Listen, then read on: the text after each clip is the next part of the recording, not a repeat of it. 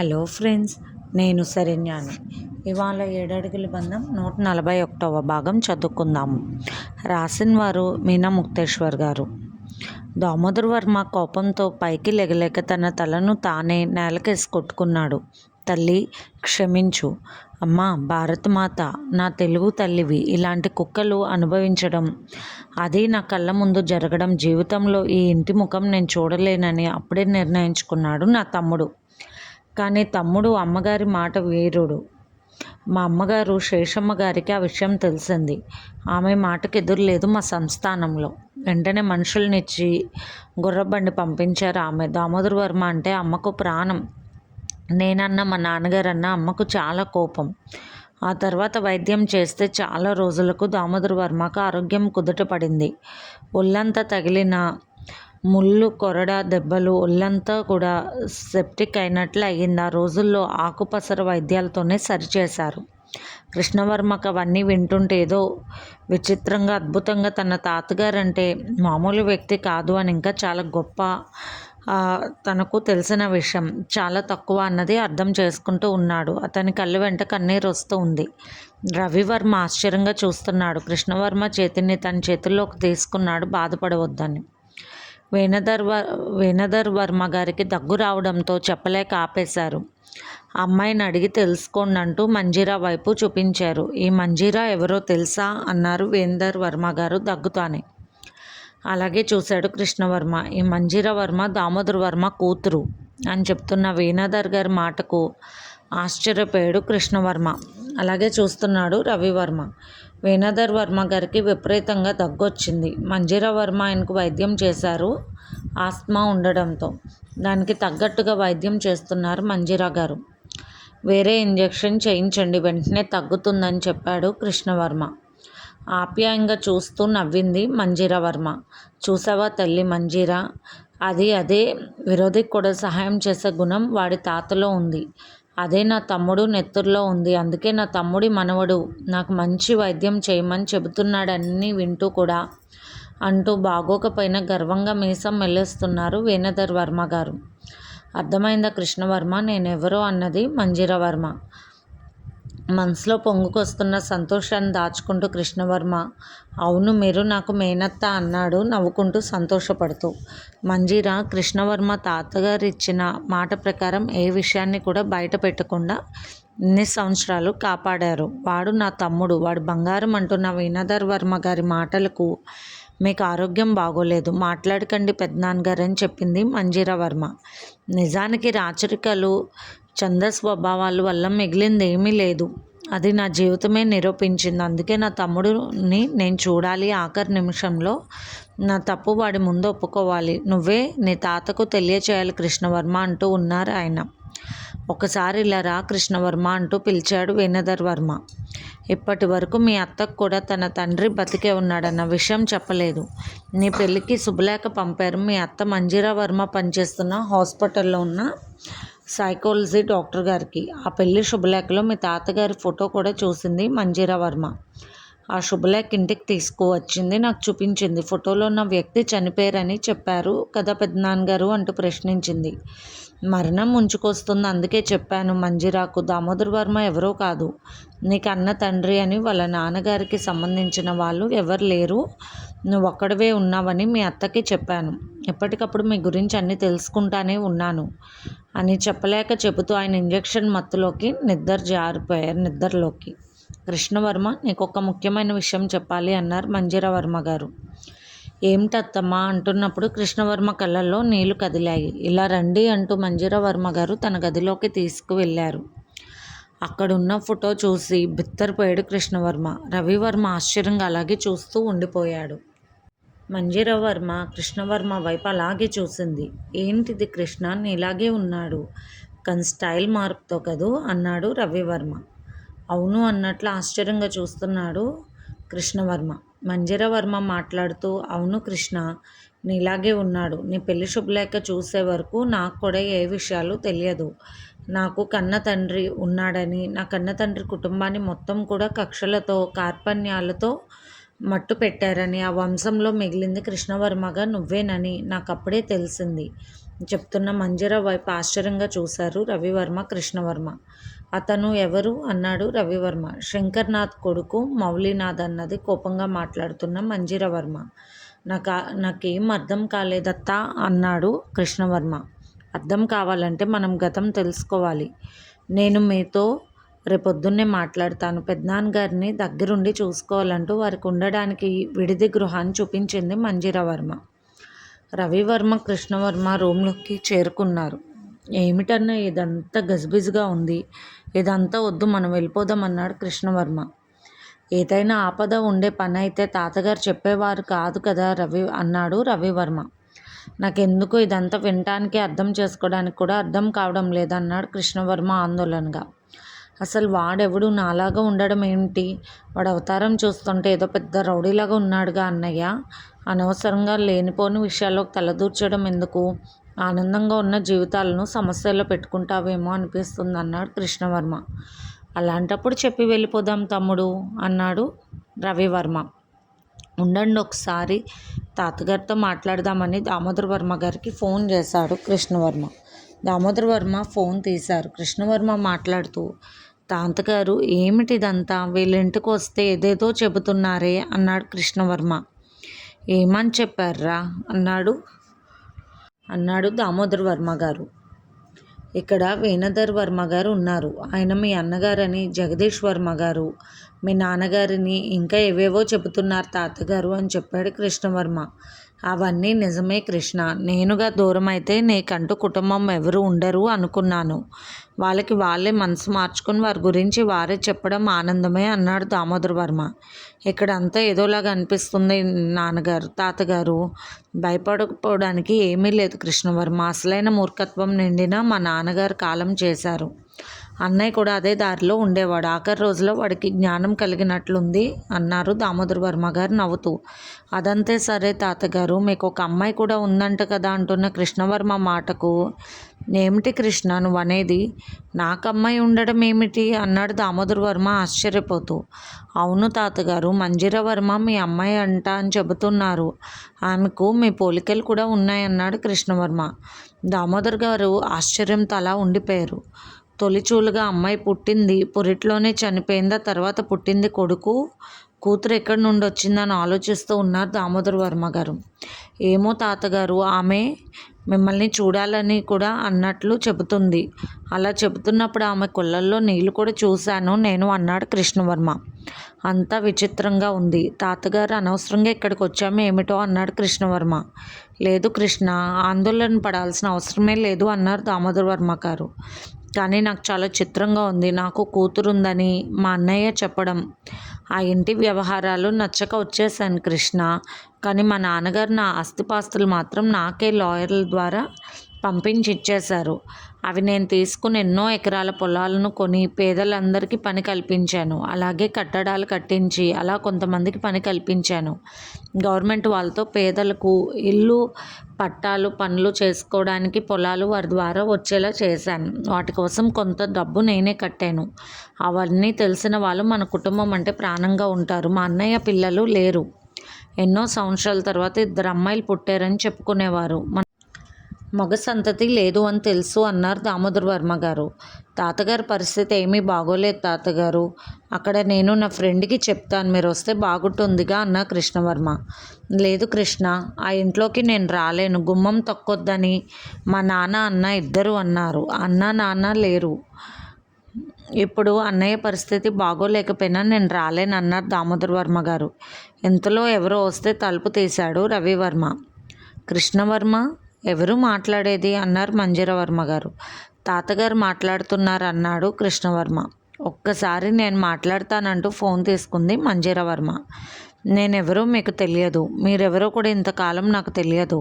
కృష్ణవర్మ పెళ్ళి అంగరంగ వైభవంగా చేసినప్పుడు శుభలేఖలు మీ అందరి ఫోటోలతో వేయించారు. అవి హాస్పిటల్లో కృష్ణవర్మకు తెలిసిన వారికి పంపించారు. అప్పుడు చూశాను నాన్నగారు నేను మీ కూతుర్ని అంటూ చెప్పింది మంజీర. మాట్లాడుతున్న దామోదర్ వర్మ గారి మాట రానట్టుగా అనిపించింది. గొంతు మూగపోయినట్టు అయ్యింది.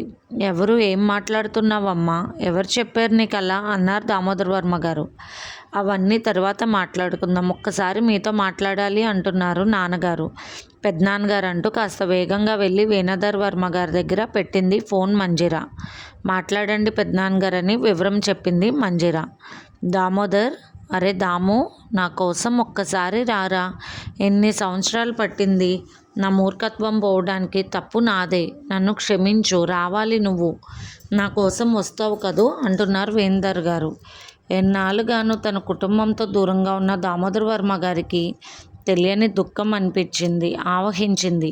ఏ వయసులో అయినా సరే తన తండ్రి, తల్లి, అన్నల కుటుంబం అనేది దూరం అయిపోయిన తర్వాత చాలా సంవత్సరాలు గుర్తుకు వస్తే తట్టుకునే విషయం కాదు. మరి ఎన్నాళ్ళ ఎడబాటుకు దామోదర్ వర్మ గారికి బాధ కలిగింది. వస్తావు కదా కడసారి చూపుకంటూ ఇక మాట్లాడలేకపోయారు వేణుధర్ వర్మ గారు. రవివర్మ, కృష్ణవర్మ మరుసటి రోజు హాస్పిటల్కి వెళ్ళారు. డాక్టర్ మంజిర వర్మ గారు ఇచ్చిన ఇంజెక్షన్స్ చేయించుకుని వచ్చాడు కృష్ణ. ఆ తర్వాత వాళ్ళ ఎయిర్పోర్ట్కు వెళ్ళి దామోదర్ వర్మ తాతగారిని పికప్ చేసుకున్నారు. ఆయన చిన్నగా నడుస్తున్నారు, అడుగులో అడుగు వేసుకుంటా. విషయాన్ని చూసిన కృష్ణవర్మకు ఆనందం కలిగింది. అందరూ కలిసి ఆనంద నిలయానికి వెళ్ళారు. అక్కడ కారు దిగిన దామోదర్ వర్మ గారికి కన్నీలాగలేదు. ఒక్కసారిగా ఆయన చిన్నతనం గుర్తొచ్చింది. ఆ ఇంటిని ఎప్పుడో కృష్ణవర్మ వయసులో వదిలేశాడు, మళ్ళీ ఇప్పుడే చూస్తున్నాడు. తండ్రి ఉన్నప్పుడు కొన్ని విషయాలు తెలిసేవి, కానీ తర్వాత అవి కూడా తెలియలేదు. మంజిర తండ్రి వస్తున్నారని తెలిసి గుమ్మంలో ఎదురు చూస్తుంది. ఎప్పుడైతే దామోదర్ వర్మ గారు కారు దిగి అప్పుడే ఆమె వేగంగా వచ్చింది.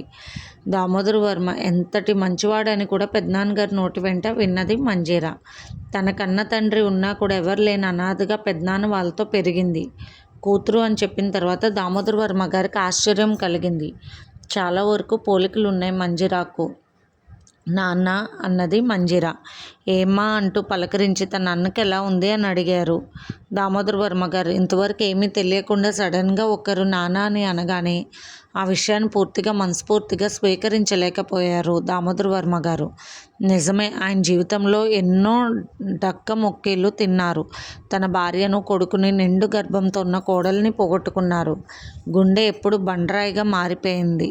స్వార్థం లేకుండా జనం కోసమే బతికారు. వారి మంచి కోసం ఒక రకంగా ఆయన జీవితాంతం కృషి చేశారు. అందుకే ఆ విషయం ఆయనను పెద్దగా కదిలించలేకపోయింది. నిజాలు తెలుసుకున్న తర్వాత తన తాతగారి అభిప్రాయాలు మరి ఎలా ఉంటాయో అనిపించింది కృష్ణవర్మకు. ముందు టిఫిన్ కార్యక్రమాలు పూర్తి చేసుకోండి అంటూ అందరికీ టిఫిన్ కార్యక్రమాలు చూసింది మంజిర. ఆ తర్వాత కృష్ణవర్మ ఇంటికి ఫోన్ చేసి శ్రావణితో మాట్లాడాడు. ఎన్ని రోజులు ఉంటారండి అంటూ బాధగా అడిగింది శ్రావణి. ఇక్కడ కొన్ని విచిత్రమైన విషయాలు తెలుస్తున్నాయి. అవి మొత్తం కన్ఫర్మ్ అయిన తర్వాత నేను నీకు అసలు విషయాలు చెప్తానన్నాడు కృష్ణవర్మ. శ్రావణికి ఒక్కసారిగా భయం వేసింది. ఏమిటి అండి మీరు మాట్లాడేది? మీ ఆరోగ్యం గురించి వెళ్ళారు, విచిత్రమైన విషయాలు ఏమిటి అన్నది కంగారుగా శ్రావణి. ఇక్కడ నాకు ఒక మేనత్త ఉంది అంటున్న కృష్ణవర్మ మాటకు ఆమెకు ఒక కూతురు ఉంది, ఆ కూతురు మిమ్మల్ని పెళ్లి చేసుకోవాలంటుందా? పాత సినిమా స్టోరీలు చెప్పకండి అన్నది కోపంగా శ్రావణి. ధరణికి అక్కడ జరిగిన విషయాలు పూసుకొచ్చినట్లు చెప్పాడు రవివర్మ. ప్రస్తుతానికి దామోదర్ వర్మ గారు కూడా ఇక్కడే ఉన్నారన్న సంగతి అన్నీ చెప్పాడు. శ్రావణికి వివరంగా చెప్పు, త్వరగా అర్థం చేసుకోదు అన్నాడు రవివర్మ. ఇది సరే, కానీ మీరు ఎప్పుడు వస్తున్నారన్నది ధరణి. ఇప్పుడు మాట్లాడుకున్న తర్వాత నిర్ణయించుకుంటాం. ఇక్కడ వేణుధర్ వర్మ గారికి ఆరోగ్యం బాగోలేదు, ఆ విషయాన్ని చూసుకుని వస్తాము. ఒక్కడినే తమ్ముడిని వదిలేసి రాలేక ఉన్నాను అన్నాడు రవివర్మ. భలేవారే, అందరూ కలిసి రండి. అలా అనడం లేదు నేను, కానీ ఎప్పుడు వస్తారని అడిగాను అంతే అన్నది ధరణి. పాపాయి చూసారా, అటు ఇటు చూస్తుంది, మీ ఫోటో చూపిస్తుంటే అలాగే చూస్తుంది, మళ్ళీ నా వైపు చూస్తుంది. ఎప్పుడు మీ మాటలు వినిపిస్తుండే అలాగే చూస్తుంది ఫోన్ వైపు. అమ్మో ఎంత తెలివిగలదు అంటూ నవ్వుతూ కాసేపు పాప గురించి చెప్పింది ధరణి. తర్వాత దుర్గమ్మ గారు మాట్లాడారు రవివర్మతో. కృష్ణవర్మ ఆరోగ్యం ఎలా ఉంది బాబు? ఏమీ కంగారు లేదుగా అని. కంగారు ఏమీ లేదు అమ్మమ్మ గారు, విషయాన్ని త్వరగా తెలుసుకోవడం మంచిది అయ్యింది.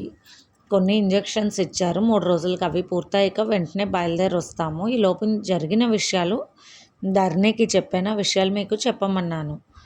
అన్నీ మంచి విషయాలే, కంగారుగా ఏమీ లేదు. తాతగారికి కూడా చెప్పండి, అమ్మకి చెప్పండి అని ఫోన్ పెట్టేశాడు రవివర్మ. అయ్యో నిజంగా నాకు మేనత్తుందే అన్నాడు కృష్ణవర్మ. కానీ నువ్వు అనుకున్నట్లు మేనత్తుకు పెళ్ళయిందో పిల్లలు ఉన్నారో లేదో కూడా నాకు ఇంకా తెలియదు. ఇప్పుడు తెలుస్తాయి అన్ని విషయాలని చెప్తున్న కృష్ణవర్మ మాటలకు, ఇలాంటివన్నీ నాకు చెప్పకండి అబద్ధాలంటూ ఫోన్ పెట్టేసింది శ్రావణి. కృష్ణవర్మకు బాగోక వెళ్ళడం వలన శ్రావణికి ఏదో భయంగా బాధగా ఉంది. ఎప్పుడూ హుషారుగా ఉండే మనిషి అలా ఆరోగ్య విషయంలో కొంచెం నెమ్మదిగా ఉంటే చూడలేదు.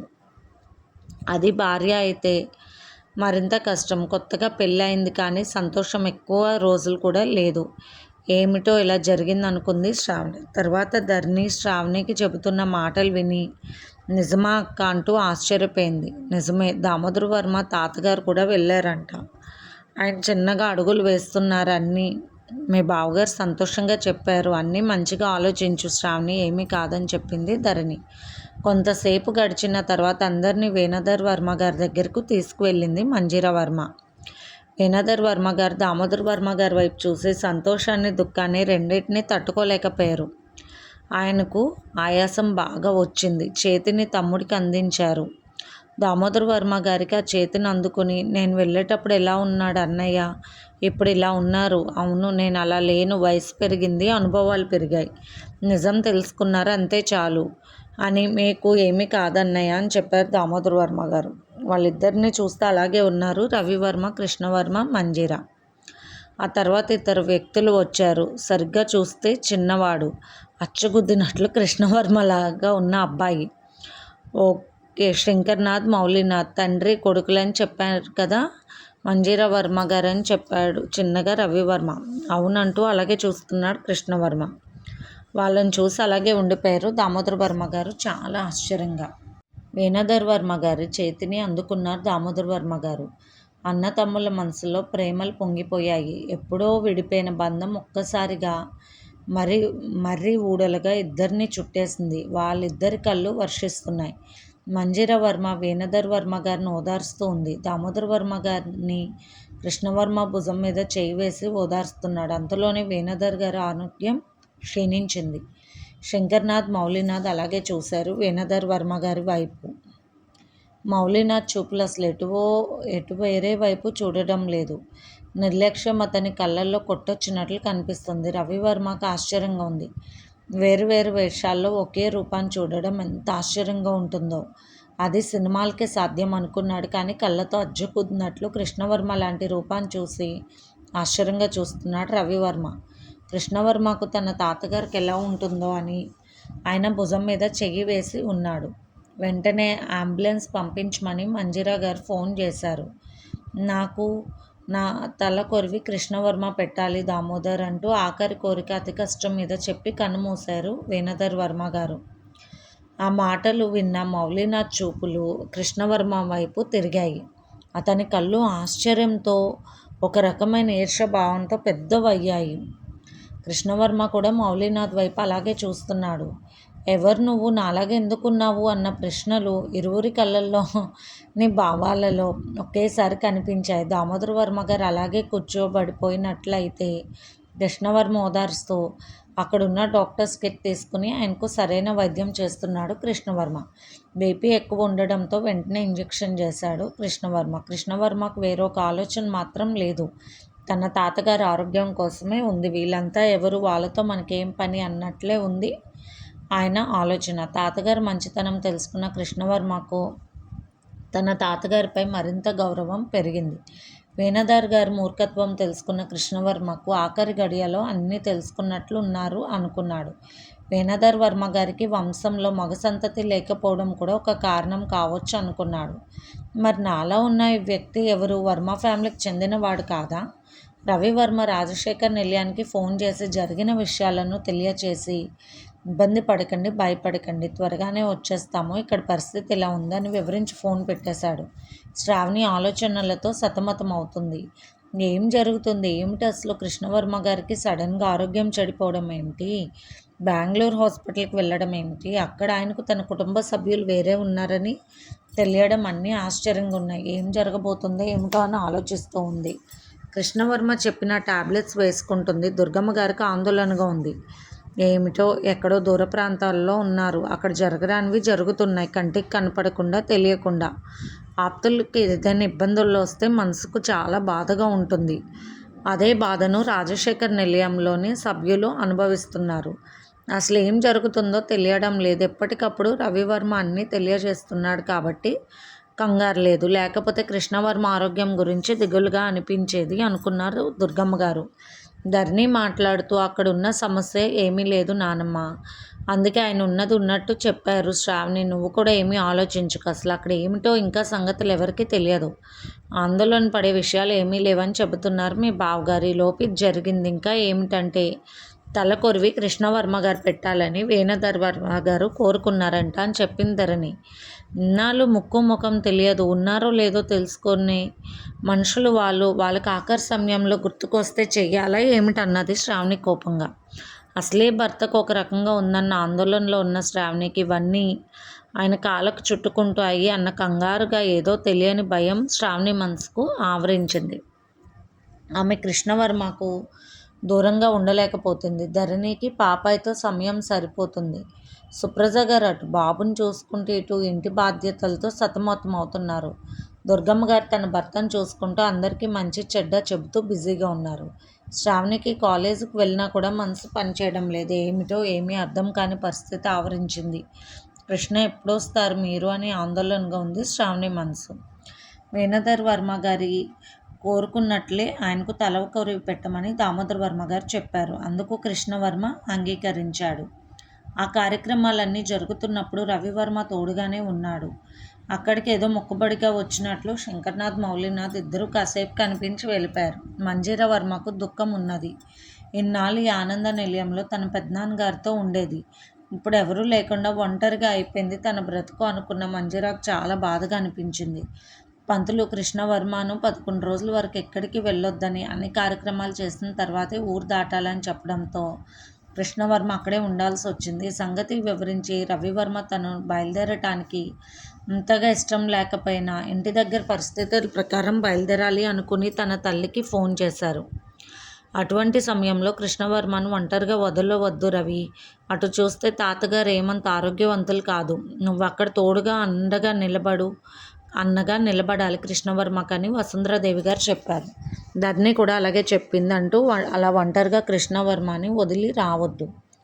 ఇక్కడ పరిస్థితులు ఎలాంటివో తెలియదని చెప్పింది. 11 రోజుల వరకు కృష్ణవర్మ రావడం కుదరదని తెలిసిన శ్రావణికి ఒక్కసారిగా దుఃఖం వచ్చింది. నానమ్మ ఒడిలో పడుకుని వెక్కి వెక్కి ఏడ్చింది. అసలు నిజమేనా? అక్కడ ఏమైనా జరుగుతున్నాయా? లేకపోతే కృష్ణవర్మ గారికి ఏదైనా ఆరోగ్యం బాగోలేదా? నాకు నిజం చెప్పండి అంటూ ఏడుస్తూ ఉంది శ్రావణి. శ్రావణి, ఎందుకు ఇలా చేస్తున్నావు? ఒక్కొక్కసారి అనుకోని విషయాలు జరుగుతూ ఉంటాయి. వాటికి ఇలా అయిపోతే ఎలా? భార్య కంటతడి పెట్టకూడదు. అందరిలో భర్తకు ఆరోగ్యం సరిలేనప్పుడు, అందులో కూడా భర్తకు ఆరోగ్యం సరిలేనప్పుడు అస్సలు కంటతడి పెట్టకూడదు. అక్కడున్న పరిస్థితులు సరిలేనప్పుడు అస్సలు పెట్టకూడదని దుర్గమ్మ గారు గట్టిగా చెప్పడంతో శ్రావణి కళ్ళు తుడుచుకుంది. ప్రతిరోజు ధనుంజయ్ గారిని, దుర్గమ్మ గారిని తీసుకుని రాధికా నిలయానికి వెళ్ళడం, అక్కడ పూజా కార్యక్రమాలు పూర్తి చేయడం, ఆ తర్వాత మళ్ళీ ఇంటికి రావడం చేస్తుంది శ్రావణి. వేణుధర్ వర్మ గారికి అస్థికలు కాశీలో కలిపి వచ్చారు కృష్ణవర్మ, రవివర్మ వెళ్ళి. అనుకోకుండా రవివర్మ కృష్ణవర్మకు నిజంగా అన్నలా నిలబడ్డాడు. కృష్ణవర్మ మనసుకు ఏదో తెలియని బాధతో, ఆందోళనతో అర్థం కాని పరిస్థితిలో ఉన్నది ప్రస్తుతం. అతని ఆరోగ్య పరిస్థితి వల్ల హుషారుగా కూడా లేడు. అటువంటి సమయంలో రవివర్మ తోడుగా ఉండడం అతనికి ఎంతో ధైర్యంగా ఉంది. 11వ రోజు జరగబోయే కార్యక్రమాన్ని చాలా గ్రాండ్గా చేయాలని మంజీరా వర్మ చెప్పడం, అలాగే దామోదర్ వర్మ గారు నిర్ణయించడం జరిగింది. ఇంతలో శంకర్నాథ్, మౌలినాథ్ వచ్చారు. శంకర్నాథ్ మంజీరా వర్మతో మాట్లాడుతూ, నువ్వు మీ నాన్నకు పుట్టిన దానివి కాదా? ఆస్తిపాస్తులతో సంబంధం లేదా? నీ కొడుక్కి తాతకు తలకోరి పెట్టే అర్హత కూడా లేదా అంటూ కోపంగా మాట్లాడాడు మంజీరా వర్మతో. ఆ మాటలు వింటున్న కృష్ణవర్మ, రవివర్మ అందరూ కూడా ఆశ్చర్యంగా చూశారు. అయితే శంకర్నాథ్ మంజీరా వర్మ గారి భర్త మౌలినాథ్ వారిద్దరు కొడుకు అన్నమాట అనుకుని ఆశ్చర్యంగా చూస్తున్నారు. నాకు తెలియదు. ఇన్నాళ్ళు పెద్దనాన్నగారి బిడ్డగా పెరిగాను. అటువంటప్పుడే మీతో నాకు పెళ్లి జరిగింది. కానీ పెద్దనాన్నగారు నాకు కన్న తండ్రి కాదు, దామోదర్ వర్మ గారే నా కన్న తండ్రి అంటూ దామోదర్ వర్మ గారిని చూపించింది మంజీరా వర్మ. కాదు అనడానికి ఎవ్వరికీ అర్హత లేదు. ఎందుకంటే పోలికలు కొట్టొచ్చినట్లు కనిపిస్తున్నాయి తండ్రి కూతుర్లు. అంతేకాక దామోదర్ వర్మ గారి కొడుక్కి పుట్టిన కృష్ణవర్మ కూతురికి పుట్టిన మౌలినాథ్కి పోలికలు ఉన్నాయి. ఇవి ఫ్రెండ్స్ ఇవాల్టి ఎపిసోడ్. మీకు నచ్చినట్లయితే ఛానల్ని లైక్ చేసి షేర్ చేసుకొని సబ్స్క్రైబ్ చేసుకోండి. ఉంటాను. రేపు మళ్ళీ ఇంకొక ఎపిసోడ్తో మీ ముందుకు వస్తాను.